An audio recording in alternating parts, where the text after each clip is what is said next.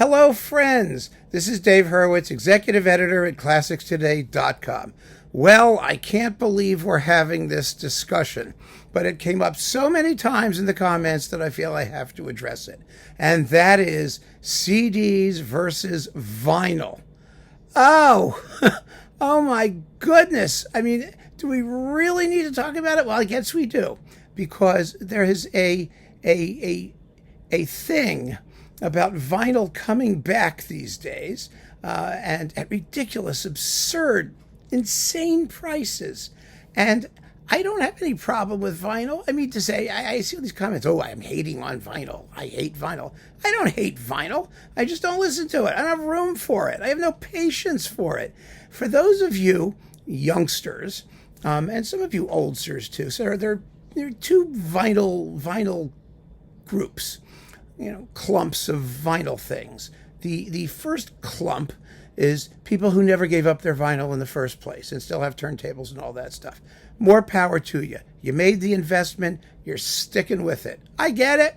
Then there's the other group, the people who have listened to vinyl and it has become a revelation in its superiority. Well, let me tell you people something.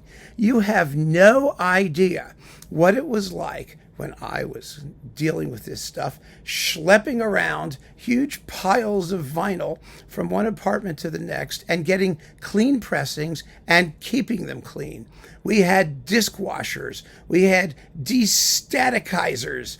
Any record we liked, we had to buy 5 recordings of because we knew we'd wear it out. And I had high-end equipment at the time. I mean, I did as much as I could afford. I spent. and it sounded just lovely. When CDs came out, they were a godsend because they played quietly. I still have some of my original CDs. They've lasted just as long as vinyl. Some people have said, oh, well, they're never going to last as long as vinyl. Well, let me put it to you this way. They last long enough. I mean, I'll be dead before anything happens to them, and so I won't care if they survive the next interglacial. I mean, we're in an interglacial, the next glacial. It just doesn't make any difference after a certain amount of time. They are much better. And preserving them in digital digibits, well, yes, there is universal entropy and proton decay, which may ultimately get rid of our digibits one by one. But again, by then we'll all be gone and the universe will be dead and frozen or whatever's going to happen to it. I don't know. I'm not going to care. It's a pointless argument. We're talking about the practicality of storing, purchasing, and enjoying music. And in that sense, the CD had it all over the LP. Some of you have mentioned how nice it is that you can get, large size notes and booklets and all that. And oh, I miss that. I can't even begin to tell you how much I miss that. That was a wonderful thing. I learned so much about music and artists and everything from having sensibly typeset program notes and booklet notes. And the teeny tiny little CD things are always annoying. Always. But at the end of the day, what matters is how the music sounds. You can get lossless digital downloads, and you can get theoretically lossless analog LPs of some kind, which I'm not quite sure what that means. But, close to studio master quality. I don't know. There's a million ways to say it. And what that actually means, it's anybody's guess. It really is. One thing that does irritate me, and it has nothing to do with vinyl versus CD, which is the idea that, technology is improving and remastering is always making things sound better and better and better. This always pisses me off. It pisses me off in the same way that, Johnston's No Roach insecticide is the new and improved formula that kills roaches even more effectively. Why couldn't they do it right the first time? Why didn't we get absolutely top quality things to start? Because saying something is new and improved or remastered and better than ever suggests that the earlier version was crappy and defective, and they were telling us, of course, it was the best ever. The latest version was the best ever, and we were being sold a bill of goods. That always annoys me, because I really believe that when you buy a product, it should be the best version of itself. That's a philosophical issue. That's a completely unreasonable expectation in our particular capitalist society. And I'm a staunch capitalist too, so I guess that also comes with the territory. But I really, really believe that to pay 40, 50, 60, 100, who knows what dollars for an LP, something that is going to disintegrate audibly after the first playing, no matter how good the vinyl is, is crazy. I think it's crazy. Now, that's just me. I admit that that's just me. It's your money. You can spend it or waste it or piss it away however you want to. That's your privilege. But the other issue that I find rather absurd is the idea that there's something inherently superior to the sound carrier medium. Vinyl is warmer. I don't know what that means. What on earth does that mean? Recordings have to be evaluated on a case-by-case basis.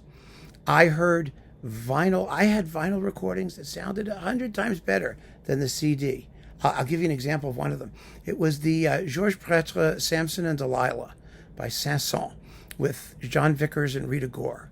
When EMI put that on CD, it sounded wretched. I mean, it may have been because the master tape had deteriorated. It may have been the way that they remastered it or what they did to it. I don't know. But for whatever reason, the first CD incarnation sounded much better than the remastered CD incarnation, and the LP sounded better than both. And that's the way it is with older recordings particularly. It depends which generation master they're using. Sometimes going back to the original master tape is not a good idea if they have not been well preserved. So again, it's a case-by-case thing. And I have no skin in the game either way. I'm not here to promote CDs or to promote vinyl. I can only say what I personally do and what I personally enjoy, which may not be what you do and enjoy. And I respect that totally. I don't hate vinyl. I just think that the fact that we're having this discussion now is an indication of how insane this business really is. At the time that compact discs came out, you may recall, some of you will recall, LPs were being produced by direct metal mastering. They used to have DMM stickers. And some people lamented, and I understood this, that it was really a shame that CDs replaced the LP just when the technology to produce LPs had become more reliable and better and quieter and higher end than ever before. And that's also true. There was a better technology out there for making LPs, which the industry essentially sidelined when it committed itself to producing CDs. And some people have never forgiven them for that. But that's your problem. There are lots of wonderful technologies that get sidelined when other technologies come out. I mean, none of this is relevant to the experience of listening to music.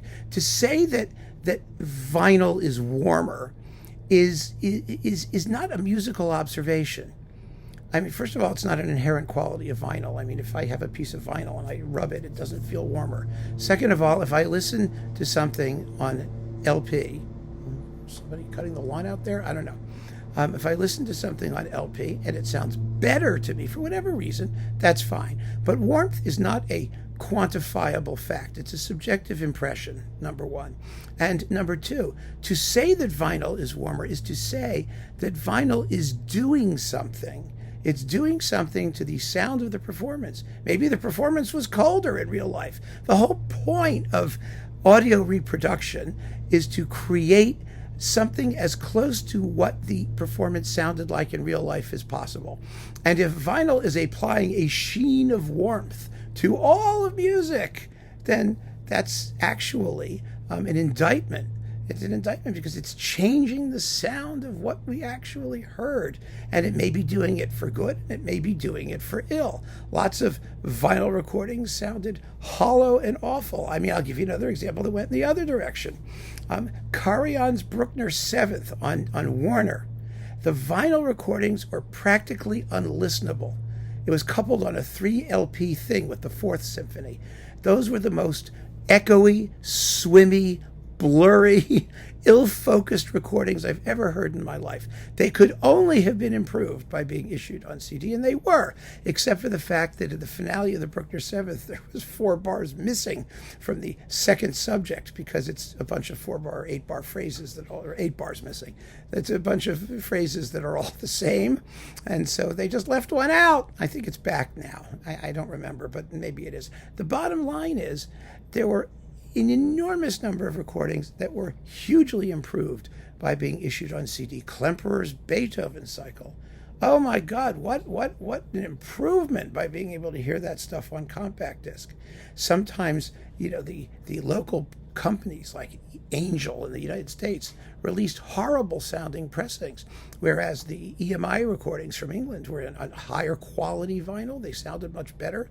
They were built to last. But even those, we were running around spending double the price for British imports on better quality vinyl, and after 2 or 3 listings, you were getting out your anti-static stuff and your disc washer and all this stuff to try and clean them up and get rid of the pops and clicks and all of that nonsense. So everything has its pluses and its minuses. Everything does. But the bottom line, my dear, dear friends, is there is no such thing as a superior sound carrier medium in every instance. You have to listen to each recording, take it as it comes, and I guarantee that you folks who are saying vinyl superior, have not made A/B comparisons of all of your recordings in their vinyl and otherwise digital or lossless or streaming or whatever there is out there now, SACD remasterings, Blu-ray, you name it. You haven't done it. It's not possible. It doesn't make any sense to do it. I'm not suggesting you should do it. What I am suggesting is that these generalizations are useless. Absolutely useless and worthless and silly and a waste of time. And that's why I don't talk about my audio equipment or audiophile things generally, because it has nothing to do with music and everything to do with all kinds of insanity that I am not prepared to get into. So that is my position on the CD versus vinyl current controversy. And like I said, I'm just gobsmacked that we're actually having this discussion at all. It's pointless, absolutely pointless. So keep on listening, friends, to whatever the hell you want to listen to, in whatever way you want to listen to it. Just listen. Listen and don't worry about the rest of it. Goodness gracious. We all have better things to do, don't we? Take care.